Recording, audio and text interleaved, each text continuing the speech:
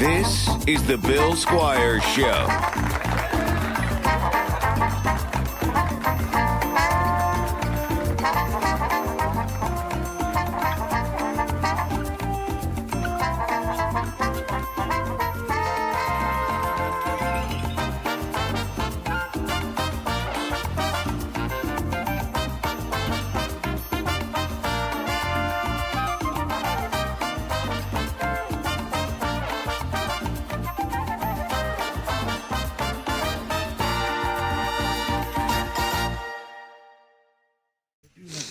Because I be getting disturbed. All right. Hey, everybody. Welcome to the Bill Squire Show. I am your host, Bill Squire. I'm here with Tommi LC. Hello. And that man sitting next to her is my buddy, Aaron Calafato. Hello. And we got Pants over here. Podcasting. And then we got Ken Wendt. Are you a cop? Hey. Today? Yeah. No. Okay. Any other day? No. No, not a fucking cop. You know what I just thought of how funny? So every time we start the show, it became a thing because of just dumb stuff. He tells us he's not a fucking cop. Do you know what that's from? I'm not a fucking cop. Yeah. About The Departed. I was gonna say most mob movies. Okay. Yeah. Yeah. Well, that's one thing. One thing that I was Donnie Brasco. Okay. Yeah. one of my favorite things about Aaron is like you love cinema like about as much. I mean, and especially from a young age. Like I remember going to your house and playing the what was that film DVD game? Oh, Seen It. Seen It, yeah. Oh, I forgot about that game. Like we played Seen It over at your house, probably when we were like 18 or 19 or something. Yeah. And you were just like ratting off all these like classic films, and I'm like, I've never seen it. Like I'd never seen The Godfather at that point. Right. I'd never seen like Terms of Endearment or anything like that. And you're just like just like nailing all these questions, and I'm like, holy shit, yeah. I had a lot of time in my hands. Yeah. So but it's awesome to have you on here. If you don't know, Aaron is the main man behind a very popular podcast called 7 Minute Stories that you've been doing for quite some time now. Yeah. And it's got some traction, and you've been written up a bunch of different places, and Most notably the Medina Gazette, which is my Rushmore, by the way. that's huge. I could die tomorrow. Yeah, the Medina Gazette. So they still haven't done anything on me, I don't think. Are you serious? I don't know. Medina hates me. It seems like they don't. I thought that care. for years, but once they do it, You think he's kidding about his Rushmore? He's not. That's precisely why it's his Rushmore. No mountains left to climb. Yeah. So you know what? They may have done one, but it was like one of those things where I just interviewed a guy that's doing like freelance stuff, and it like ended up getting picked up by the Gazette and like Lorraine's stuff like that. Oh yeah, is it the Chronicle? Yeah, I think it's the Chronicle. There was some sort of merging that happened between the Gazette and they've all been merging. It's all one big conglomerate now. But it's one of those things. Well, Tommi made fun of me because I got a New York Times subscription. Do you pay for that? Yes. You do. Thank you. Just a month ago. Wait, because it was on because there was a deal? Water in Medina. Was it because there was a deal? No, you know what it was? How much do you pay? It's $2. It's $1.50 a week. He just made a big stink about this like 2 weeks ago. This is hilarious. He's like, Ken, you know what? I'm becoming an adult. I got a subscription to the New York Times like a fucking man. Yeah. No, you know what it is? Hey, I'm going to shake your hand because you're a man like me. We read in the morning. We read in the morning. That's right. I download the New York I read too audio for app free. The what? The app, the audio app. Oh, does it go with it, or do you have to pay extra? No, it comes with the subscription. Okay. So, yeah. Tommy might always be likes to worth listen and be like, I read for free. But once you read a certain amount of New York Times articles or content, and they have a bunch of different things, like The Athletic comes with it, what's the Wire Cutter tech one? Yeah. So like there's all these different blogs. Yeah, there's all these different blogs and different media that you get with it. And I read a lot of that stuff. And so I was already paying for The Athletic, so this actually got me The Athletic cheaper. So I was like, might as well just pay for this. It's a deal. And the games fucking rule. I love the games, but you know. You do like the crossword and stuff like that? The crossword, the spelling bee, Okay. all that shit. Yeah, I try to play them as much as I can. Well, what happened is I co-host this podcast that we just started. Ken helps produce it for Glassdoor, and it's a career podcast. And so the CEO of Fishbowl asked me to join him to do it. And we would do all this research for the topics, and he's always citing the New York Times articles. I'm like, He's like, "Did you read the Times?" And I was like, oh. And then Now I I get to the do. article, and then it blocks you. Yeah. So I because would if you try- read a certain amount, Right. you don't get to read them And I was for like, free "Sucks, anymore. I gotta pay for this. It's important." So I did it. Yeah. Tommy's so mad at me right now. I would like to torrent the New York Times. Oh, This is the old co-host. I was gonna say, Hold on, wait. Oh my gosh. Wait, put your Hold camera. on. Put your camera on it. I need your camera on it. God. All right, start over. Okay, go ahead. Hey, Bill. Hi. What's the next No, card? next frame. What's Keep. All right, go. it's AJ. Yeah, I know who you are.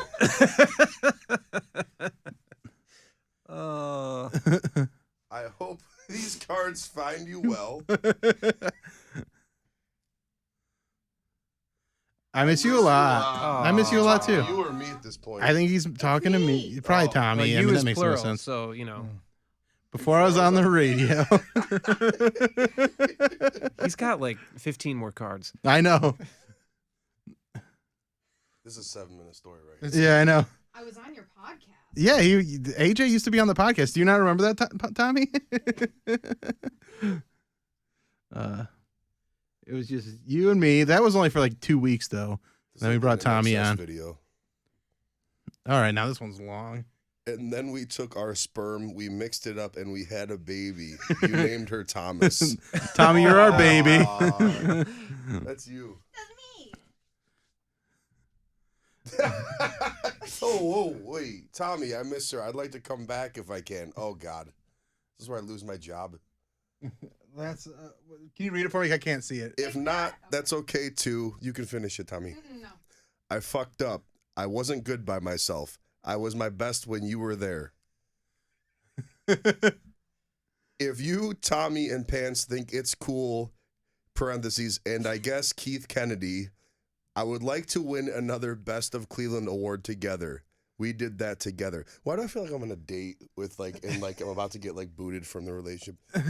Bye. He's just walking away now. He's gonna litter. Right, and that's it. And that's that. That's the coolest littering I've ever seen. Yeah, that was fantastic. Very And endearing littering. I mean, we'll have to talk about that. He's going back to clean it up now. There we go. Okay. All right. Recycling. Now we have to try and get Pants' wait. camera back in order. He just came back and threw more garbage on the ground. Is what's weird about that. We love you. We love you. Oh, he just keeps You're dropping. never coming back, though. You left us. No, I Damn, would have him savage. back. We'll talk about that later. Ooh.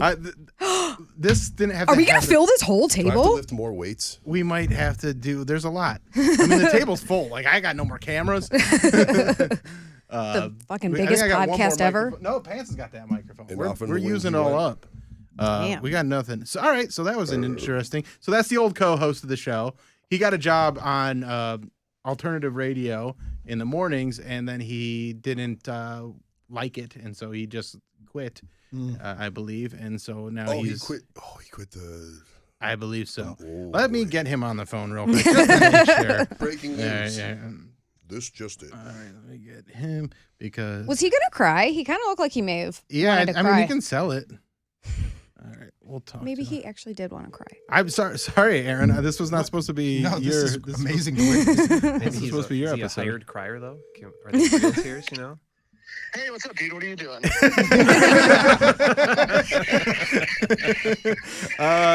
So, can we talk about? Are you officially done there? Did they take you off air?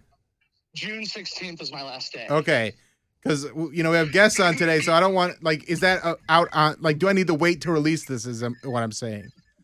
I would say so. Okay, well, thanks for that, bud. Yeah. I would, I'm sorry. I didn't know you had guests on. and Tommy told me you guys don't go out till 7:30. Yeah. We usually start around 7:30, but yeah, we got going a little early today. Okay, well, we'll save this I'll one. see you at Old 86. Yeah, I'll see you there. All right. Bye. Bye. Oh my god. So he quit is it 107.3 now? Yeah, 107.3. Yeah. What happened to Jenny, by the way? I'm not a radio person. So Jenny, do you remember the whole Jenny just campaign? flamed out. Yeah. So, okay, let's talk about Jenny real quick. So Jenny was this. It was supposed to be like this mixed radio station.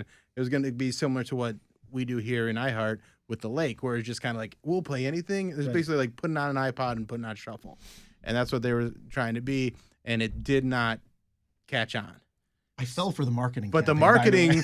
was like, who is Jenny, right? Yes, it was who is John Galt kind of thing, but it's everywhere. Yeah, everywhere you'd go around the city was who is Jenny? Who is #who is Jenny? Yeah. And so what I did was anytime it was the first year that I did Chris McQuanzica at the Agora, and so I just hashtagged all my Chris McQuanzica posts with who is Jenny. Hey, Jenny's Bill Squire's Chris McQuanzica. So I totally hijacked their thing because that's what everybody was like, oh, okay, so this is just, I don't get why it's this, but it's weird. But yeah, I'll go to Chris McQuanzica. So, nicely done. I mean, the thing is, I don't know. It's, I saw the billboards and I saw the marketing campaign. I go, okay, I'm intrigued. And then they finally made the big splash, like, it's a radio station. Yeah. Then I was like, I don't think I ever listened to it from that point forward. Yeah, it did not catch on. And then then they flipped to 107.3 Alternative Cleveland, and Much better station. Much better station. I tell you. I mean, it's terrible. Don't listen to that. iHeartRadio. But so they were aware of this show, and they interviewed AJ to come on and be their morning guy, and it wasn't what he thought it was going to be. Yeah. And so it's kind of a bummer that it didn't work out for him because, I love AJ and he's super funny, but it was just not the right fit for him. So he stepped away. He stepped into our lives. Yeah. Just a few moments ago. Yeah, he did. He sure That did. happened on the Bill Squire show. Yeah, that was hilarious. That was great. That was very funny. So I'm still gonna put this up next week. Yeah, What am I gonna do? Fire him? He's on his, so next week, we drop on Monday, so that it would be. It'll be the 12th, only 4 days early. Yeah, Just say right. you had the dates wrong. That's fine. Yeah, I'll just go. Whoops. What am I? Drank a They lot. can't do anything to me. Drink, right? Yeah, it's fine. Why would he show up and do a whole thing and then not want you to announce that he was Well, leaving his job? Maybe this is why he doesn't have a job anymore. Well, he had asked me earlier about Old 86, and he asked what time you go on. And I'm like 7:30. He's like, okay. So like just thinking Yeah. that like for Old 86, not gonna show up a little bit Right. early and Yeah. In So anyway, our we were hearts. talking with Aaron about his podcast. So how long ago did you start 7 Minute Stories? I think it's 4 years ago. 4 years ago. I'm looking at Ken because he produces the show. I mean, Yeah. he does all the technical stuff. Makes me sound 4 years sounds good. 3 4 years. seasons, but the first season was like the longest season ever. It was like 40 episodes. 50. No, it's just every week, and Yeah. then in perpetuity. Yeah. And then so I thought, maybe it's probably a good idea to have an off season where I can actually record. And I burn myself out. Yeah. Like we were talking on the way here just about that gear. Yeah. Where you're just Burn going and myself going. Yeah, we do. I mean, I do this podcast and radio show and stand up constantly. So I'm always doing a bunch of stuff. So I totally get that being burnt out thing. Yeah. And so, and especially for a show like that where I have people to lean on here where Tommi and Pants are funny and can carry the show and help me, put out decent content every week because they are talented. When you're doing a solo show like that, it's a lot harder because then even if you want to lean on somebody, you have to book that person. You have to time it all out. It's so much work. Where'd you come up with the idea though for just the short story? Because short format podcasting 4 years ago wasn't really a thing. No, it wasn't. And so you kind of were one of the pioneers in that short format, which has really taken off in the past couple of years. Yeah. So I was doing an hour-long monologue for almost 4 years. And I point to Ken because we literally traveled together around the United States. Mm-hmm. So I do this hour-long monologue, and it was about student debt. So it's kind of heavy, socially active, this kind of thing. And it was a nice piece. Where do you land on student debt? More? Here we go. Well, the great thing was, like all stories, it's a personal story. So I told it from that perspective. But the idea was, let's give a human insight into the exploitation of the American student in the sense that we have this unreasonable amount of debt, right? That most people want to pay their bills. Yeah. But the excess and the collusion between government and the private industries to jack up this debt. And then you have a whole, group of people coming out into the workforce. And when I came out, we around the same age. Yeah. 2008 was a shit show. Right. It's a fucking shit show. Yeah. And I remember, so I talked about that. So heavy stuff, but I traveled, but I'm really competitive too. Yeah. And I would watch tape. I remember. All right, here's an example Yeah. of how competitive Aaron was. We grew up being the smallest kids. He was one grade behind me, but we were like the smallest kids in our grade. Yeah. I And think you were a little taller. I was a little bit taller, but not much. Yeah. And one of our good friends rode the bus with us. His name was Tim Steinmetz, and he is a monster. He is like Big guy. 6'5", 6'6". Like he's a Easy huge 6'6". Yeah, he's a huge dude. But you guys would play basketball every day after school, and you would play to win against this dude that was 6 foot by the time he was in 6th grade. Yeah, I'm posting them up. Yeah, and so that's the kind of competitive spirit that you have, Yeah. where you're like, as someone that's barely 4 foot, trying to beat, 6'6". 6'6". He Yeah, played on the basketball team. He's Yeah. a legitimate. yeah, he he's was a good. player. Yeah, Yeah, I was trying to post him up. I never gave up. right. So that's just a quick glance at your competitiveness. And some of the So- problematic, Yeah. competitive neuroses that I Mindset, have. yeah. For sure. But I would watch tape of the monologues Mm-hmm. and always just looking at ways to improve. And what I noticed was towards the end of the run, same kind of thing. I was getting burnt out. Yeah. And I'd done it for about 4 years. And each one of within this hour-long monologue, they just kind of had these vignettes that timed up to 7 minutes. And I don't know why it is. Mhm. It just seems like the natural cadence that I had to tell a story was around that. Because I like go back on the video and it was like 7 minutes. And the next segment of that hour, Yeah. 7 minutes. So it was a way out of touring because I wanted to tell more stories. Yeah. I could produce them easily and they just kind of flowed out of me. But that's where it came from. It was literally just kind of looking at tape and seeing that I could fit these stories. And it's a perfect time because you can get a lot in there. Yeah. But you can also treat the audience with respect and not have to go deep into details. It's kind of Right, the and perfect not thing. try to over explain things or Correct. try and like shoehorn in stuff, because I definitely have a lot of experience with storytellers, especially comedic storytellers, and there's the ones that keep a nice tight story, and then there's some that get a little long-winded and they get a little preachy or stuff like that, and instead of doing a hilarious tight 45 to an hour long show, they're doing 90 minutes. Yeah. And or 2 hours, and it's like, you don't need all that.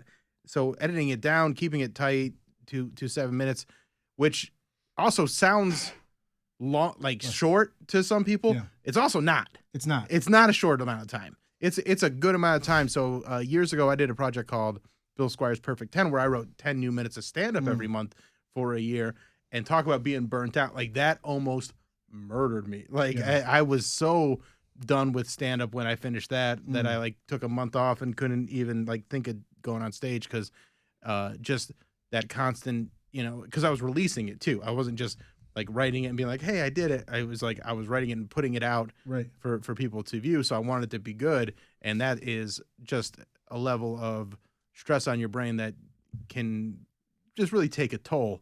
But they'll never run out though. For me, that's the one thing. That's great. Yeah, and Isn't yeah. That's people are like, No, "You're I'll gonna never run out of stories?" jokes. No, you won't. There's a well, and I Yeah. think the other thing about the short form is that you can dive in to the really simple things Yeah. and just make something big out of something small. Yeah. And that's the thing, is you can kind of go in between those moments and kind of just like take someone into this very simple kind of. It's almost like folksy, like just No, it's great. And just it's kinda- sitting around a campfire kind of Yeah. situation. Yeah. Pants, as a artist that works in a different medium, how do you keep yourself from hitting that burnout? And then I'm gonna ask you the same thing, Tommy, because you also, create a lot. So, so like, how do you keep yourself from like, how do you find that balance, or do you even try to, or do you just say like, I gotta go?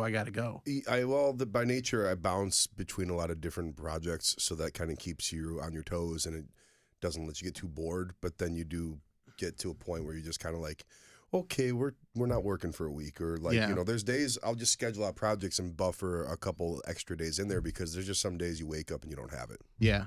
It's like, and it's like, okay, well, you can only. It's like taking a shit. If you try to muscle it out too hard, it's not going to go well. So it's, you just gotta, you know, some days you just got to wave the white flag, go grab a coffee and, you know, fuck off for the day. But, you know, I know, I mean, I think and I think Aaron's kind of lying because he had me on the show once, so I don't. You probably were getting pretty close to running out. No, of you know why? No, but I'm telling you, you know why? It's actually because first, every once in a while, I had some guests. Yeah, and I was on. I feel like pretty early on the show. You were. Actually, the first thing I ever did in the podcast space at all, I was doing an interview show, and it was not great. I just don't have that same kind of acumen that you guys have. You just have that. I just don't. I can hold a conversation, but it just wasn't my thing.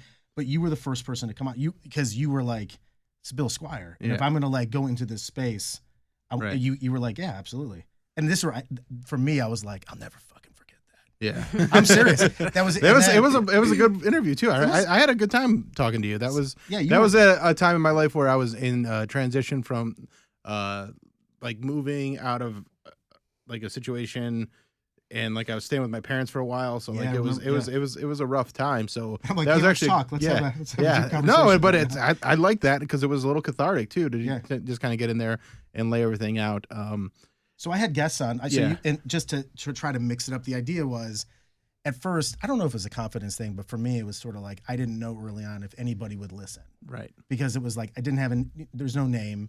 It was just I had gotten some sort of independent success on the college circuit, but I didn't know. Mm-hmm. So I figured I was like, I'll leverage people who have this audience they've built. Same thing with Pence. Like when I was like, and plus it's a great way to talk and meet people and talk to other creatives. Yeah. But we've moved now. It's like I barely have any guests anymore. It's just like, because at least the data that we get is that they want to hear more of the stories. So it's like, and I was like, oh, okay, cool. They actually want to listen to me. That means that they're actually there for me. They want what you're putting out there. Right, exactly. That's a good feeling. Yeah. I haven't gotten any more emails from Aaron, so it's clearly. Now, Tommi, as a creator in the space that you're in, I'm sure there's burnout, but you also deal with we all have, and I'm going to get into this with Aaron more, but you have to deal with a whole nother level because you're putting yourself out there in a very vulnerable way, but there's like almost safety issues at the same time. Yeah. I think I'm kind of in a good place that it's not my primary income. Yeah. So I'm able to kind of be transparent if I'm burnt out. Yeah. I've been teaching myself to be open and honest about that with people. And it honestly kind of has been good. I've gotten good feedback from that. Like, hey, you're a real person, you know. Right. And that's kind of who you want to be. I mean, that's me. Like, you know? you're not a robot. You're not just cranking out this material just to please people. Like, there is some enjoyment that you want to get out of doing it. Yeah. And if you're just doing it just to make money, then it becomes a whole another level of like panic and anxiety in trying to produce it. And Aaron, you just dealt with one of your latest episodes is about a YouTube I listened expert, to that one. and he got weird. He got real weird. Yeah. So how did that all come to be? Well, it's kind of I started doing 1-minute versions. What I found out was I'm just doing iterations of time signatures. It's just like 7 seconds, and it'll just be. Yeah. But I started doing 1-minute versions of the 7-minute stories because I had friends that were like, I don't know YouTube very well. Right. Like, and I saw pages like yours. I'm like, how the fuck do these people get all these views? Right. This is incredible. So one of my buddies was like, you should just do 1-minute versions. And I don't write any of my stuff. That's the thing. So I have some freedom there. I don't write a single word. Right. I just tell the stories. It's kind of stream of consciousness. Well, that's even more kind impressive. Of pre-planned. But like you have your ideas of what you want to do, but it's you know there's just a authenticity to it that makes it endearing, I think. I appreciate it. Yeah, I hit a timer and then I just try to do it in one take. Yeah. When I went to YouTube, I started doing these 1-minute versions on shorts, and I'm so unsophisticated with the social media. I just am like, should I do shorts or should I do it on the TikTok? And and I had smarter people just like, dude, just put the videos out, see what happens. If it doesn't work out, and then after I did it, there was some that really hit. Yeah. What were some that really like gravitated with people? There was one that hit 16 million views. It was That's incredible. Yeah, and it was just about a dandelion salad. I say it's dandelion. Apparently, I say it wrong. People were like, "You say dandelion." Well, that's Medina. We say dandelion. Yeah. You got 16 million views. You say however the fuck you want. But isn't it a weird thing like that? A little thing like that probably got you 4 million views. Oh yeah, because they were fucking pissed. because people get mad and they're like, I gotta get to these comments and let them know. So I have one like that. It's got 4 million views, and it's like the caption was wrong, and it's just the caption's wrong. Right. And I just used auto captions and didn't check it. They can't look And so past it, people though. are just being like, it's not quid. They're like, it's quid pro quo, not, I don't even remember what the wrong thing was, but they just pointed that out. So like this one video got a ton of views just because 10,000 people had to be like, oh, it's not, you said quid pro wrong. So yeah. People lose their mind. Can I tell you after this one more story? Yeah. Do you mind? I don't want to like. Yeah, okay. we got time. So- this is 7-minute stories. so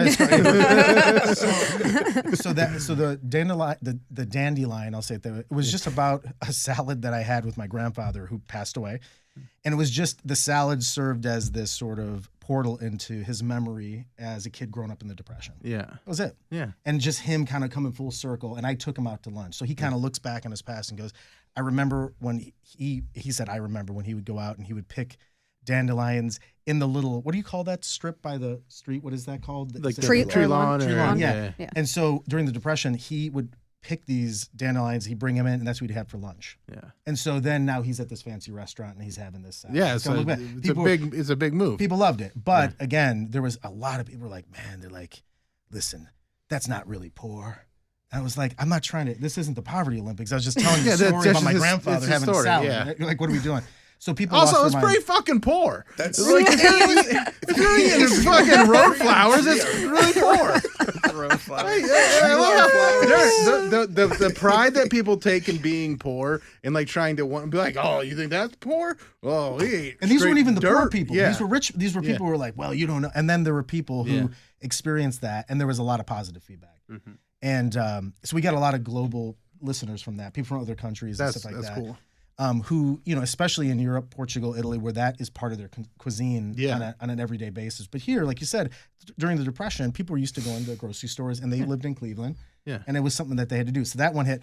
But once that started going, I guess it's this thing too, where I was like, all right, well, maybe I can kind of like optimize my performance on YouTube. Yeah. I'm going to go. And there was this one, I was watching some of these videos, and there was this one guy that gave some tips that actually worked out. And I noticed that when I would apply it to the titles, you do Yeah. these little hacks just to try Right. to see if you can get more people to listen. And I ended up signing up for this course. Uh-huh. It was like $300-$400. I was like, let me do it because so far it's been great. Right. What could hurt? And then he started getting real aggressive Yeah. in the emails. And so first it was like, hey, I want you to post 5 times a week. And I was like, I don't really do that. I do like 1 or 2. Right. I try to take time with the stories. And then he responded back. He's like, are you serious about being on YouTube or not? Oh my. And so I'm reading the email and I'm Oh, did he going, go Gary Vee on you? he went, well, here's the thing. I think he used to work for Gary Vee. And so he goes, and then I wrote back and I go, well, is this really you? Because my thought is, you know how this works. Like Yeah. you're the entry point, you're the tip of the spear for the marketing stuff, and then you outsource it. Right. Right. And you have all these people. So I'm thinking he's got to be outsourcing this. And he's like, no, this is me. I answer every one of my emails. I go, really? So then he goes, now here's what I want you to do. And he gives me all these topics he wants me to. So now Tell you're stories already, about it, yeah. he's already telling me the stories I got to tell. Yeah.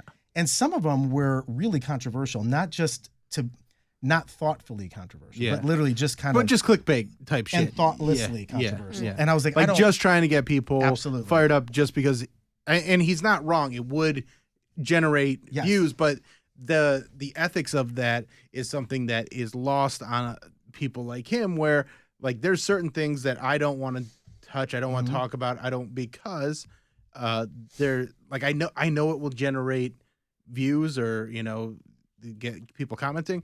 I don't want that for my channel. I want people to come and enjoy it for what it is, for what I want to do, not because I know how to create controversy, because I mean that's not hard to do. it's not hard to do. I mean, it's the lowest hanging fruit. Yeah. And it also, to me, again, everyone does their own thing, but for me, I've always been mindful of that. But he was like, listen, you got to talk about these things. You want people getting angry at each other, fighting in the comments. And I was like, this is a dark situation I'm in. Yeah. So I emailed back. I'm like, no, I'm not going to do that. But what I ended up doing was testing out some of the non-controversial topics. I figured like he knows what he's doing. Let me try it. And so I do it, and then the emails start getting more and more. And then it's like, hey, I thought I said 5 times a week. I saw you only posted twice. And I'm like, what the hell's going on? I'm getting stalked by this guy. This is this is serious issue. So now right back, I say, hey, listen, I'm going to post what I want to post. I don't appreciate this tone. Right, and you're paying him. I paid for the course. You're paying for the course. It's not a consultant at this point for you. I don't know what he's a problem for me. I was about to say, because he sounds like he's taking more of a role of a consultant, like a Don Draper. Well, the thing is too. So he makes all these suggestions. I don't follow through, and then it just becomes sort of a lot of this berated, angry harassment emails, and so I end up just kind of I stop returning the emails, but they keep coming. Yeah, they went on for a month, so the amount of time. And can I say about this? I wonder if you were his only guy. I had to be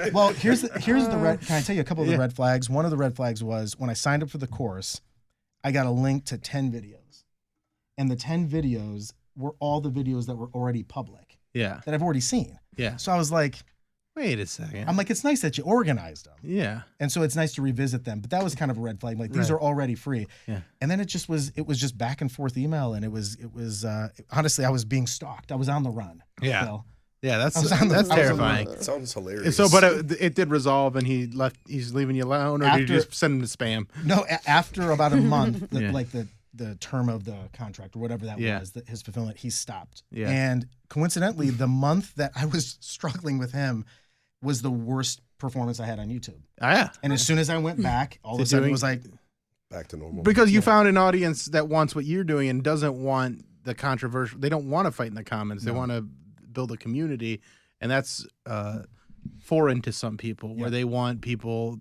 to argue with each other. So like today on the Alan Cox Show, Alan and Mary got into it about addiction a little bit. And like when that happens, she has a very different point of view on that than any of us, because she deals with it personally. So I just kind of sit back and let them do their thing, and people either really love that or really hate it. And when it happens organically like that, and it's two people impassioned in a discussion, and there's actual search for closure on it and search for understanding, I love that. Yeah, that's great. But when it's just throwing, like trans people, let's talk about that, and then just having people, making it's red meat to try and get people to call in and argue in that clickbait type of headline, it's just no good. It does attract people, but it's not for the right reasons. It's not what, I don't feel good about that stuff. It's never genuine. No. It's a zero-sum game. Right. So the debatification of everything is, I think not everyone, I think a lot of people are exhausted by it. Well, there's still a lot of people that fall for it, because that's what, people love getting fucking mad before they even realize they're mad. Yeah, exactly. And that's what so many podcasts are, or what, like Joe Rogan is the master of it, of knowing, like, I'm going to put this much of the podcast out there so people hear this clickbaity soundbite, get all fired up, and then go, well, I got to hear what there's going on there. And so now he's got half his listeners just hate listening to be like, I disagree with that. But he's like, I got you. So, who's really, you're helping him win. Right. And that's why, I just can't abide by that shit. The weird thing is the dependency on the algorithmic nature of the argument. Yeah. Right? So then it's less about the story that may or may not have a ceiling for an audience, because we don't know. That was my goal. Is I just want to see. It might be a limited audience, which is fine. Right. We don't know where it's at, but let's see where it can go. But let's do it in a way where we're speaking to the audience we want to speak to. But unfortunately, it's that's why I have this weird relationship with social media, because I'm just it feels like the only way that you can actually get the type of optimal exposure is if that conflict is happening. Right. And in a way in which it's sort of that intense reaction, people are fighting, and common threads, we know it's the darkest place you can go. Yeah. It's the worst place to have a civil discourse. You can't have a conversation there. You can't. You can. Let's review one that I had to deal with last week, where I'm going to play the audio of it.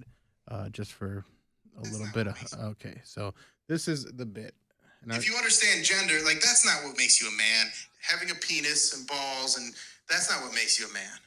What makes you a man is having the courage to taste your own cum a little bit.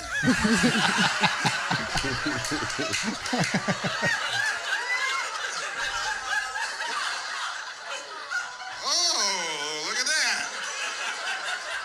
You change one little variable and all of a sudden gender is a construct, isn't it? So that's the gist of the bit. Like, oh, I guess I'm not a man. Let me Some guys turn are off the audio there. That's the gist of the bit, and there's a lot of comments like, when does the comedy come in? Sad to see, but there's this one guy that just went in on me, but he's like not clever, and he thinks he's funny, and he's like, okay, so he goes, bro, it's time to hit the gym and stop simping. It doesn't get you pee. And I said, don't worry about it. I'm doing just fine. Because at first, like, I'm like, okay, well, that's all it is. And then he goes, you won't do it for a long, Diabito. Please kindly roll back to kitchen. You can't even pull your pants up when you go and do what you gonna do if World War III happens. Your job would be laying down tragedy instead of stand-up comedy. And I just go, eat your cum. And he goes, is that the best you got? I'm not surprised, Diabito. And I go, you're obsessed with me. Eat your cum. And he goes, roll back to the kitchen. And I go, eat your cum. And just kept replying to him, eat your cum and eat your cum until he finally stopped. But like, it's just one of those things like, I struck a chord with him because he felt emasculated hearing that, according to my joke premise of what makes you a man, he's like, but I'm a man and I don't eat my cum. And he had like a little bit of an existential crisis.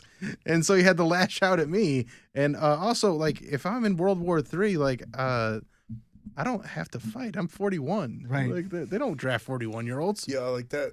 Those comments were reading like he was stroking out while he was like. Yeah. Well, I don't think English is his first language. I think he's Iranian. So that's That's also probably what's sad is English probably is his first language, and that's just. Yeah. Well, You know. he's very in shape.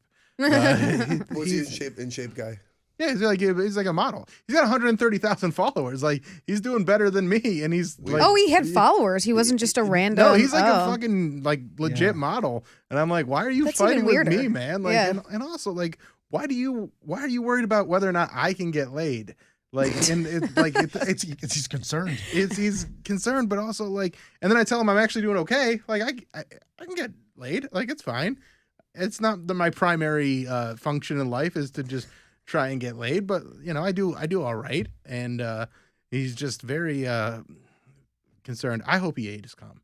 I hope he did. Maybe that's why he stopped commenting. I think he ate his cum once, and he's ashamed of it. Yeah. And then that's, I think, the crux of his That'd be position. great. Yeah. Oh, I'd love to get him to admit Probably that not he the did only it. cum he's ever eaten, probably, to be very I mean, honest. hey, if you're gonna eat some cum, eat some cum. I don't fucking care one way or another. I don't either. Yeah. Like, besides not engaging with trolls or people like that, the only way you ever really win is when someone's like, I have this opinion, here it is, and you go, congrats on your opinion. Yeah. Next. I mean, like, Yeah, it's just silliness, and it's just the way that people get so worked up over certain topics. Like, and I have to deal with it a lot because my son's trans, and I have stories and jokes about it, and they just get so worked up, and I'm like, this doesn't affect your life. You realize that, right? Like, these people, they're just trying to exist in the world, Right. and you're trying to like take them away. Like, I don't get why you're so bothered. by it, and it's usually just a lot of ignorance and, you know, insecurity. How do you all deal with comments in your own spaces? Because being relatively, I had this nice bump on YouTube, but one of the things I didn't have was sort of the ability to. Sorry, my chair is like breaking your arm. Elbowing. But I didn't know how to handle it. Like, there was part of me that was like, don't look at it. But I also felt like if people are taking the time, Right. especially not just the good ones, but even taking time to participate, I Yeah. want to engage with them. Yeah. But I also noticed that was the first mistake for me, which was I started going down that rabbit hole. Yeah. And I was like, man, I don't feel good. Right. And Like, that's- this sucks. I don't mind criticism, but this is just like, now I'm just defending my, like, I'm talking about a dandelion salad. Here's honestly the best way for me to do it is I only engage with people like that when I'm drunk or high. So then I don't honestly like yeah, because if I'm like trying to think of something too clever or try and give it too much energy, it's one thing, but the best way is just to go in with like a silly, I don't give a fuck, I'm just gonna say this. I try not to insult them. I try not to be mean. Right. You know, but like I'll think of a silly thing like telling the guy to eat his cum a bunch of times, Right. or There was one today on the gun control joke that I posted, and someone was like, just saying like, where do the jokes come in? And I was just like, and one of the jokes in that is like, if you don't know what a Venn diagram is, sit this one out. And so it's just a simple like, oh, this guy doesn't know what a Venn diagram is. Right. I told you to sit this one out, bud. Like, it's like a real simple stuff like that. And I wasn't drunk for that one, but it just happened. But like, I just kind of like, I look at it as a way, like either I can say nothing and it's fine, or if I got something, you know, I'm not going to change anyone's mind, but other people are going to read those comments that are going to like what I do. So if I'm not playing to the person I'm replying to, Right. I'm playing to the people that like me. Yeah. So if I can make someone laugh again off of one of those comment replies, I'm doing a good job. Right. Because what you're doing, that's not for them either. That's not for Right. them anyways. They're Yeah, they already they're hate not me. coming back for the Yeah. next episode. Anybody that's jumping in, that's looking to argue with you, is not anybody worth taking seriously. Right. There you go. Anybody that really wants to have a conversation with me about my work or something they didn't agree with that I did, they'll fucking email me. Yeah. But the second they want to step out onto the stage of comment sections, they want to fight. And it's like, so it's either like you have to decide, are you going to play the game, put the gloves on and have fun with it, or are you just going to ignore it? And that's like kind of like 99% of the time, I just don't have time. And if I really have time and I want to have a good time and I want to make an ass out of somebody, sure, you know, but 9 times out of 10, you don't get anything out of looking like you have nothing to do but argue in comment sections. Right. For me, Yeah, you don't want to be. I just don't like.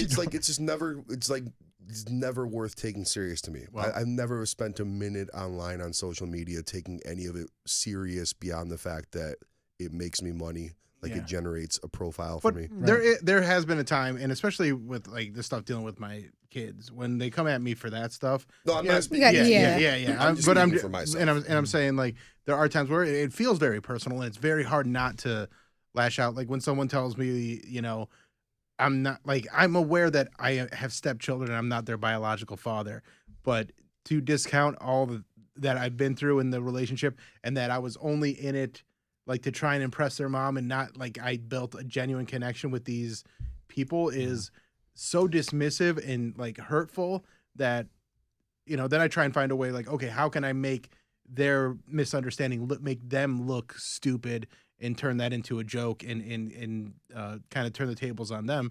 And I don't always do that in the comments. I'll do that, you know, so it does sometimes reading the comments brings inspiration because I've written some pretty good jokes about those people that think that like one of the comments I got a lot was because I have stepkids and raise them like my own, it's not an alpha male move. And it's just like, I'm like, buddies, I got some news for you. I'm going to turn this on your ear because it's pretty fucking alpha move to have somebody else have a dad and then they call you dad. Right. That's like That's that's top tier alpha move, motherfucker. Yes. And also it's all alpha shit is pretend anyway, so who cares? Yeah, I should add that Bill has a lot more stakes than I do. I don't have anything to live for, but a wiener dog, you know. And no, I don't have children, you know. So it's like if someone comes after me, it's just kind of like, yeah, they're just trying to like gotcha me on a fucking drawing I did. Yeah. You know, which someone legit got into my DMs last night and he goes, "Hey, I'm a fan of yours. This thing you drew here is incorrect." And I just read the thing and he was very polite. Yeah. And I go, "Yeah, you're wrong though." I go, this is why this is this way.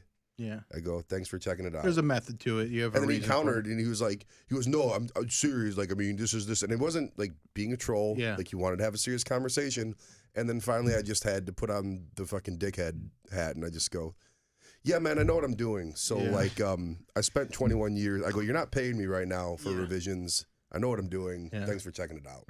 You know, good day, sir." Good day to you, sir. No, because it's just like, if I let, it's just, for years I was like, I have to hear this person's point of view on this thing that I've spent my life building. And it's like, you know what? Well, Really that's not anymore. But that's why there's, Like, you know, I just don't. really don't. when you have experience in a space and you know what you're doing and people tell you, like, you know, someone telling me something's not funny, when like there's an audience laughing, like I don't put out material on the internet where people aren't laughing. Like I know what is funny. So like, just because you don't think it's funny, like you have to acknowledge that it is funny. And that's so disingenuous to me because it's just someone trying to tear down what I've been doing, whether it comes from jealousy or ignorance or whatever. No other person that is actually working in comedy has ever commented and tried to poke holes in your work. No. It's always 100%. No, of the we time. do that behind the scenes with our favorite comedians. And we go, this is who sucks and who doesn't. Well, they're in a fucking theater.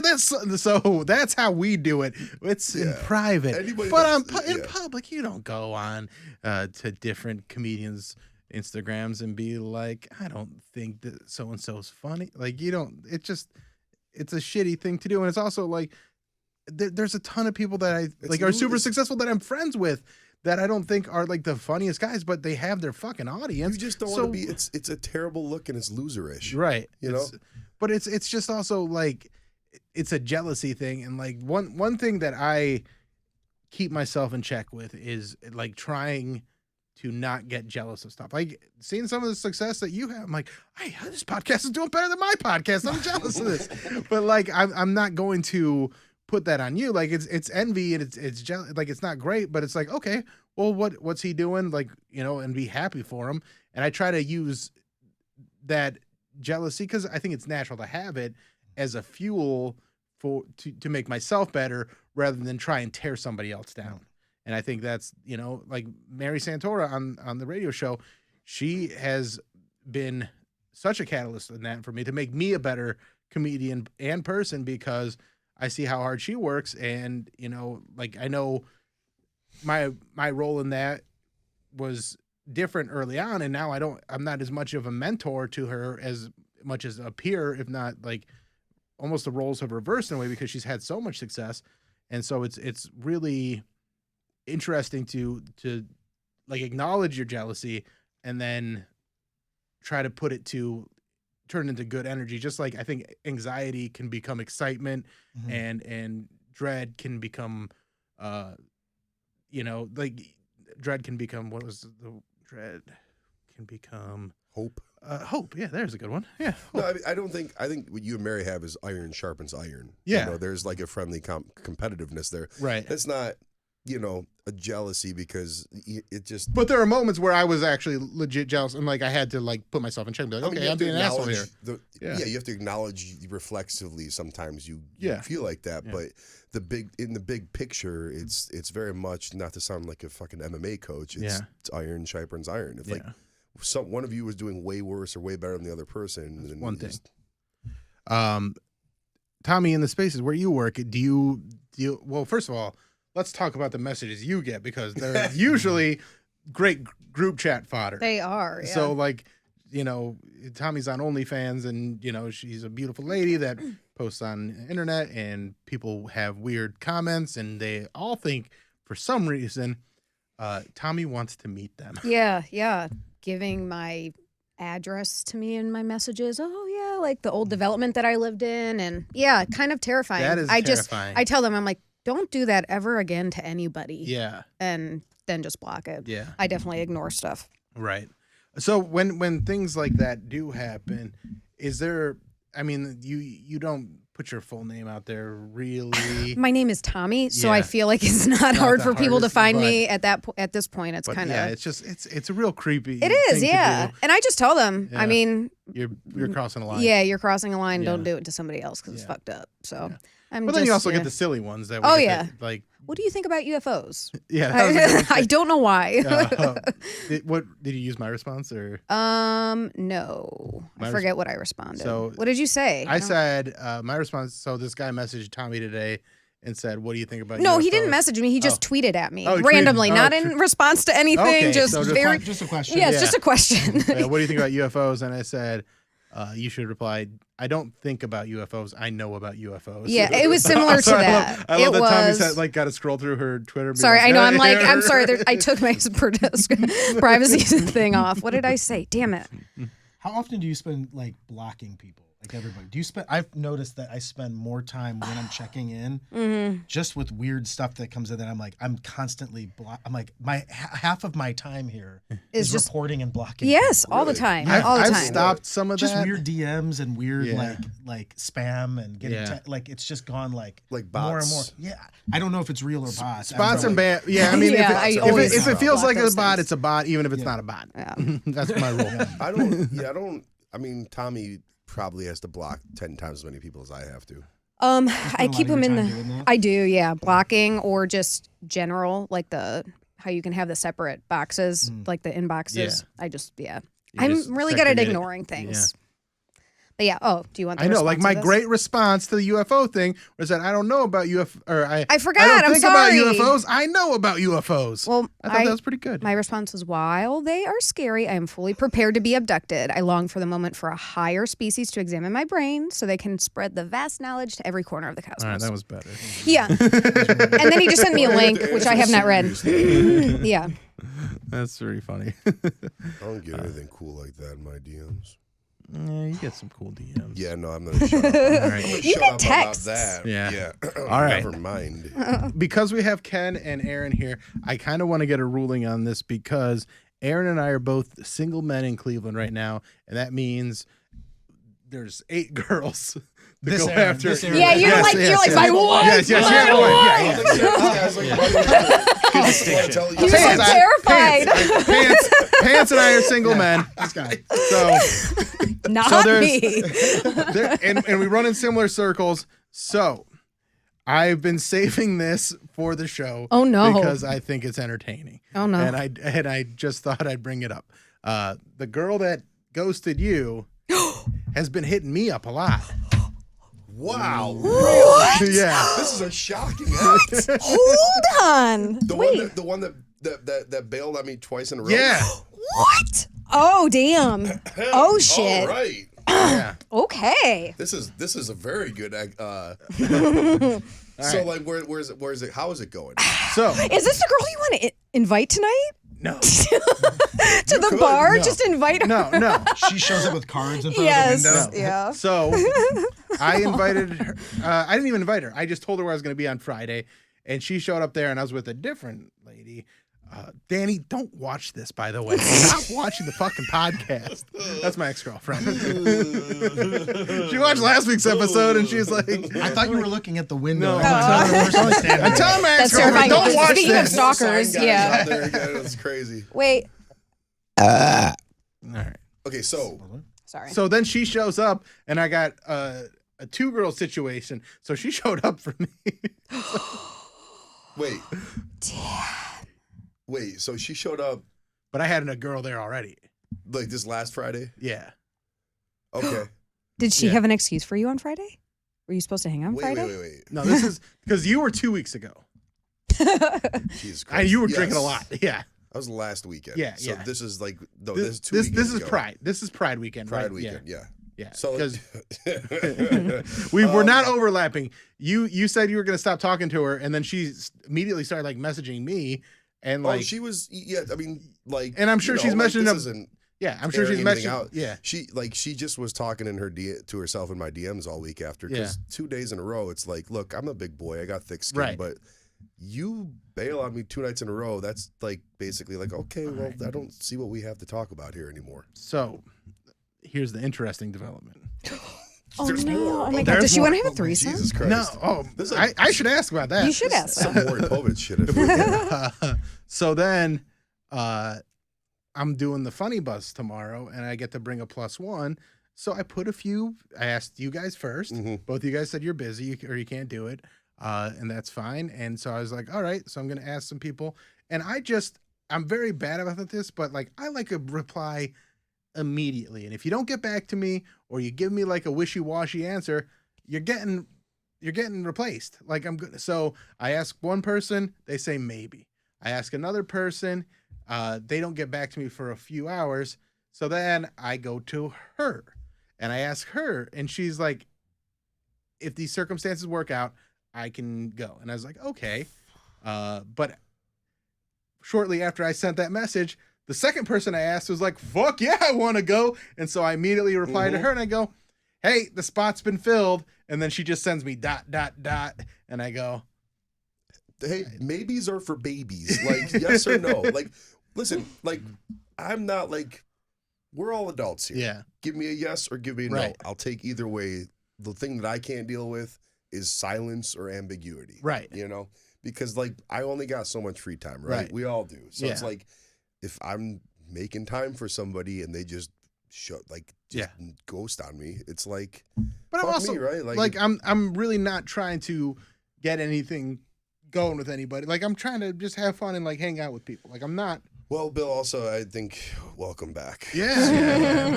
The show that never Tell ends, that to the is being dude that thinks single I man. can't, that calls me diabeto, that thinks I can't get laid. What was the question for them That's though? why, like, Well, the question is, I wanted to see what you guys thought Oh, of yeah. that. Like, is there a bro code violation or is this just hilarious? I don't know. Part of me was this is a married ass man. Yeah. Yeah. Because he didn't, I'll give my opinion, but yeah. Yeah. Sorry. but we Is have it gonna be? You got 7 minutes. Go.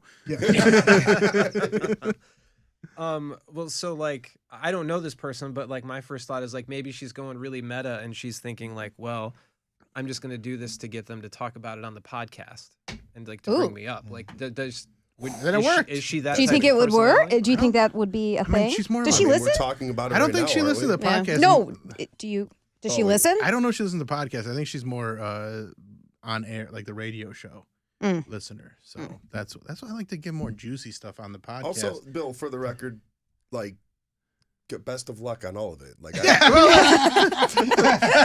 if one of us can win here, great. Like, right. you know, Right. Like, But also, she was the third person I asked, to go on the bus. I So. get it. So like I'm gonna ask a lot of people, and I got some sticks in the fire Some right irons in the now. fire, so to Yeah, speak, Yeah, yep. so I think if it's not serious and Yeah. and there's not if there's not intersectionality, right. right? If it doesn't intersect, Yeah. I think you're good. well, no, because think Bill, not to cut you off. No, like, yeah. so, like, because Bill the other day, and me, Tommy, and Bill have a group chat, and he just goes, he's like, now that I'm dating again, we should lay down some ground rules. And I just go, I'm retired. I think you guys can do it. Have fun. And then last weekend happened. So, Yeah, you're out of retirement. yeah, no comment on that. But, also, to that point, Bill, that's also why I'm like, have a blast, fun. Yeah, buddy. yeah. Have a blast. Yeah. Well, You could have consulted him first though. but I kind of wanted to do it on the podcast. Okay. No, I think also All right. Bill knows I'm a big Well, boy enough that I wouldn't have felt the way. Like, and that's kind of why I put the. But thing why do into you the want group to? chat. But why do you want to pursue it if she's just been so wishy-washy with him? It's good content. Good. It's good content, and she is hot. Like she is like a. Oh no, Yeah, yeah, like, but adorable. Yeah. But yeah, I mean, to me, it's not like it was an ex of mine or it was someone I was currently Right. with. Right. Yeah. Like those For are sure. like the two. Right. Not even exes so much. Like an ex, like even like, hey, this is what's up. No, Just other than like if I'm not actually talking or dating somebody, then what? Like only I've dated, like I moved in with another, like a friend of mine's. Like we weren't super close, but like we moved in together. Like Yeah. we like in like him and I like we had a man-to-man talk and it was fine. And they're like, okay, like this stuff happens, especially in a town like Cleveland where there's only so many people. It's the smallest dating pool on the face of the planet. Yeah, Like, yeah. So there's no room to be like, listen, I have my feelings about things and this and that, and I wouldn't pretend to be like an Iron Man about everything. But like when it comes to like dating, it's like you can't be like, you can't be petty or jealous. especially and when clingy it's with just it. hookup culture too. Can I ask a question about this? Yeah. I don't know why my voice got really high. We're trying to have. Because you're married, you're a little nervous. What's it like to be happy and just fulfilled with the person? So this is truth. I have never, even before I got married, even before my first relationship, I never have used a dating app. Yeah, And when you talked about hookah culture, I literally feel like I missed, yeah. good or bad. I did too, kind of. I feel like I missed it because I've never used an app. I've never any relationship I've ever had. It was just sort of like I met them somewhere. It was like, hey, you want to go on a date or get coffee? It came organically, and so I just feel like I've missed out. But there's this whole, I know, like an 80-year-old guy. Like there's this whole culture, Yeah. No, right? We talk about this like using dating apps. Ken's single. He's like, I just don't know how to even function in that world. Bill might feel differently than me, but I can safely say you're not missing a goddamn thing. Does it suck? For me, like it's with the exception of like 1 or 2 experiences, it's been like positive. No, it's just a video game that no matter how many times you finish it, you just feel worse about yourself. Yeah, this is for me. I don't dating app. Like that's not what I'm doing. Like I didn't assume it. I just when you said hookup culture, all I thought about like was the hookup culture swipe. for me is more just like I am prominent, like somehow prominently known in the area, and Use it to girls, your advantage. yeah, and girls come talk to me, and then I also like I still treat them like people. Like as much as I'm like goofing around about this, like we've had some good conversations, me and the girl that ghosted Pants, and actually, that's nice to hear, Bill. Love that for you. So crushed the fucking guy. No, really looking forward to the wedding, Bill. Fucking awesome. But that's also been a thing. Is like there's like I've said it before, and I'm gonna say it again. I've had my last relationship. Like, I don't know. You and both. Yeah, shut you up. and both. Yeah, shut up. You seem like you're gonna get married. I think. No, I don't think I will. I said that too, and it just happened. No, you're saying you've had your last relationship. Like you're not even gonna have another relationship. I don't even want to like a girlfriend again. Like I like just being able to go out, like the freedom that I've had, and like unless I have something like if I can marry Brandon, like that's it. Like Tommy's husband, and like the way that you guys can just be your own people and still be back together. Like that's kind of what I would be looking for. Tommy and my parents are literally the only 4 people on earth that are happily married. Yeah, you think so? Yes. Oh, as far as I can tell, yeah. It's. I mean, I feel like my parents are pretty, but they didn't also have a lot of experience. So I don't know. But it's like I just I need a certain level of freedom that I don't get in relationships. Could you get it in a? You mentioned Tommy's relationship. Yeah. I'm assuming I don't know. Poly, yeah. Well, I know what you just said. The quality of it is that it sounds like you can have your own space to be in your own people within a union. Oh yeah, Yeah. absolutely. Is that what you mean? Meaning, like, do you think that all relationships that you've been in crosses that line where you don't have that ability, or can you, in a possible future, could there be a world where it's like Bill can do Bill and be Bill, and your partner can be your partner, and you have that space? Because I feel that would be great. If I'm going to get into a relationship, that's what I would like to find. But it's also I am 2 or 3 weeks out of my relationship, so I'm just kind of speaking a little reckless. Yeah, I said the same thing. I'm never gonna. You're still digging yourself out of that. Yeah. So and that's the thing too, is like because I still care about her in a lot of ways, even though I'm the one that broke it off. But like I don't, and she listened to last week's podcast, and it really sucked that I said some things in there that hurt her feelings. But I don't like I didn't say anything wrong. Right. I was being honest about everything I'm saying. Everything I'm saying today, I'm being honest, and I just want to be able to be that, because I like that for my creativity, for the radio show, for the podcast, for my stand-up, when I feel like I'm stepping on people's toes or taking things too far, it makes me just as upset as they get, because I don't want to hurt their feelings. I don't like that. About comedy and maybe just art in general. I'm the best at it, by the way. I know you're the hardest. You're the hardest worker that I know. You're the hardest worker. See, I wish I was just the best and not the hardest worker. Do you feel like you have to have? Is there an advantage? I've noticed like a lot of artists coming up around a lot of artists. The time I spent in New York, it was like when they are in their worst states, they create the greatest art or the best. And I'm gonna caveat this with. Yeah. I am the opposite. When I am struggling and I don't have stability, I have nothing. But when I'm actually like happy and supported and in that mutual relationship, my creativity is through the fucking roof. But I also know, is it different for comedy? Like, do you have to have that kind of like? I used to think that. Okay. But I feel like because of where I'm at now and how long I've been doing it, like I'm just gonna find funny things to talk about, whether it's the silliest thing or a dark thing or whatever. Like I'm going to find, like I'll always find a way to be funny. But I used to think that I had to have some sort of turmoil or some sort of battle or some sort of darkness, some in inner me conflict to get there. And now I'm just like, I just want to make people laugh and have fun. And like, sometimes I'm gonna do some stuff that's a little deeper. Sometimes I'm gonna do stuff a little more, with a little more meat to it. But for the most part, I just want to have fun, and I like the challenge of taking something that is really dark and heavy and making it lighter, like, you know, talking about trans people and saying, you know, the gender issue and being like, it comes down to tasting your own cum. Like, I think that's a little icebreaker. Be like, okay, we might be taking this a little too serious. Right. Yeah. So I think there are people that thrive on that darkness or that conflict within themselves. And I think I used to be one of those people, but I've moved past it because I can find humor in the good and the bad, or whatever it may be. I feel like the hardest thing is finding it when I am too spread thin. But also when I'm too lazy, I just get too lazy. So that's why I stay busy, but I try to carve out those spaces so that when I get home, like, I can unwind and just be like, I'm not thinking about things. I'm not writing jokes. I'm not doing video editing. I'm not worrying about the podcast or anything like that. I'm going to laugh at things or get tied up in a book or something like that. And just let that be my night. And I think that's why I think you should leave so much, because that takes me to a childlike state where, you know, like when we were all in high school and stuff like that, and we'd watch the dumb shit that we'd watch and just laugh our ass off, or whether it was sketches that we'd make. And it's just your euphoria and silliness rather than what's the point of this? Can I just say that I was really nervous to do this show because you should be. This is a really fucking important show. I feel like I bring down. I'm like, man, like, I'm intimidated by comedians. Yeah.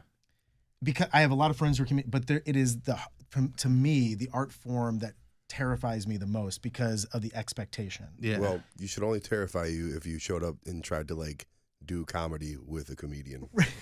Well, Ken's done comedy a bunch of times. And I mean, Ken's one of these guys that he's a great musician. He's a photographer and videographer, and he's got all these different talents. And even with all that, like, he'd go and do comedy, and he got over. I don't think he had the passion for it, but he's a very, very funny guy. And I just don't think it ever, like, grabbed you the way it grabbed me. I mean, it grabbed me. It was, I mean, who doesn't like getting laughs on stage? It's like, right. It's amazing. I think it was just, like, having done one or a couple things really well, and then you look at the time investment required to get to where you know it could be, and then kind of just making like an informed decision, you know, of like, I would love to do this, but that's the difference. But, like, you know, you have to commit to, like, going to many, many open mics multiple times a week. Yeah. And it was just like, I don't know if I am willing to put that time in. And it was just kind of like coming from the space of having done other things that require that much time. You kind of see the forecast of this is what it's going to take. What would you say is the thing that, so, like, I didn't have anything else. Like, I was never good at music or anything like that. You're an amazing musician. And I mean, I remember you, like, Aaron, you figuring out like playing Dream Theater and in high school, man. In high school, like, when that was, you're practicing guitar 8 hours a day, and I never had that kind of drive until it came to comedy. And then I was like, oh, this is, like, effortless to just throw myself all the way into it. But, like, what for you? I'm gonna just go back to Ken. With your musical acumen, that was brought up with you, like, from a childhood age. But what would you say was the thing that you gravitated to the most and, like, enjoyed the most of all the endeavors that you've taken on? Oh, that would be drumming. So, you know, I studied the trumpet in school, got degrees in it, but had been drumming just as long. So I always felt like a drummer who studied the trumpet. Yeah. And when I think there's the physicality of it. So when you're doing it, arms, legs, brain is going, and, like, your head is, or at least me, you're constantly thinking, like, okay, the next time around that 16th was a little sloppy, the next time around it's going to be perfect, and then you have another cycle, the next time around it's going to be perfect, and you keep trying to tighten it up, and you get into, like, this really, like, I don't know, meditative Zen, almost like kind of trance, thing. right? Yeah. And but also just being on stage with an awesome group, and, like, the nonverbal communication that takes place from musicians. So, like, if you're it's 10 times better when you have musicians on stage with you. Like if you're trying to just do your own thing or like write your own music or play your own music, you kind of do your own stuff. But then if Bill's on stage with me and he plays something that I never would have conceived of, and I would respond because to it. I'm not good. Kind of be like, I never played that. That was fucking terrible. No, but then it gives you something to go off of, and you're like, oh, like okay, let's go that direction, and then the creativity between everybody just kind of like gels in, and you. Yeah. So yeah, for me it was just music and drumming specifically, but drumming with other musicians. I remember when Ken introduced the double bass for the first time with heavy metal. Yeah, it just blew my fucking mind. Yeah, it was like da, da, da, da, da. It was awesome. And you were talking about talent show. Yeah. So Medina High School is a talent show called Spice. Yeah, it's a big deal. It was a huge deal. It had a name. This is kind of my like villain origin story because. Go ahead and tell your story. Okay, do you mind? Okay, go ahead. Okay, so you mentioned the two-hand tapping situation. So we were in a band and it featured this solo for me. And this was my moment. Man. What was the name of the band, please? What was it? Paroxysm? Yeah. Or Insomnia or something. We'll I think it was. Don't judge, please. I know you know what the name of the band is what's bugging me about this. I think it was Paroxysm. It was Paroxysm. It was Paroxysm. Yeah. So it was a prog rock kind of thing. A little bit of Yes, a little bit of Rush. That's definitely like a progressive sound. Of course, the name is Paroxysm. It was. So there's this moment where I do this two-hand tapping, this shredding thing, and it happened, and it was an amazing moment. People were like, yeah, they didn't know me. Like, you're that shredding guitar player, right? I was like, yeah, I did used to play. It was a huge moment for me. And so I asked Ken, I said, you have a copy of the tape. We were looking for years so that I could show my kids. Yeah. We found I got 3 kids. And I was like, listen, Dad does storytelling now. It's kind of this weird thing, but I used to be a guitar god. And, if I picked up an axe now, I might be able to get right back into it. Yeah. But I said, Ken, you got some video evidence. I get the video, and I swear to God, I wait to my moment, and the fucking camera guy, and he, as soon as my solo starts, he moves the camera, and it's on a close-up of Ken, this son of a bitch right here. And I'm not even playing. So you can hear my moment, but there's no visual evidence. Oh, that's hilarious. There's no visual evidence. That's so brutal. And I'm saying, I promise it's me. I promise it's me. That's so funny. You're not going to doctor that. It's still you. It's me. It's a bummer you can't show you shredding. It was my one moment. All right, so who was the kid? I think it was the year you guys were juniors. Story? Yeah, I was a senior, and there was a kid. It might have been. He did a stand-up comedy, and I think he was a sophomore. Okay, I know what you're talking about. And he did like Dr. Evil, and he just did a like bunch impressions? of Was it impressions? It was impressions, and it was just all like John Austin something. Powers impressions. Like it was like there was no. It was literally. Austin Powers, Ross Pro, right? Ross Pro, like now it was. Listen here It now. was, Didn't you do that thing? I'm doing a terrible Ross Pro. It was like that, and everybody was losing their minds, and I was just like, these motherfuckers don't even know what comedy is. They don't understand. Was he a popular kid? No, he wasn't. But he okay. became like so. He did so well that year that they brought him back to be like the host the next year. Yeah, and I had graduated, right? But I went back to watch it because you guys were still in school, and so. I was, I'm like, I don't go back next year to watch because there was like a daytime show and then there was the nighttime one where the parents would come. So I went to the nighttime one and he came and he was hosting and he fucking bombed as a host. He like killed it in the stand-up thing the year before doing all for students too, just doing these shitty impressions. And then I was just like, that's right. And I never tried anything, but like I'm like I know what funny is, and I had that kind of ego about comedy back then because I'd watch weird comedy that nobody else was really watching.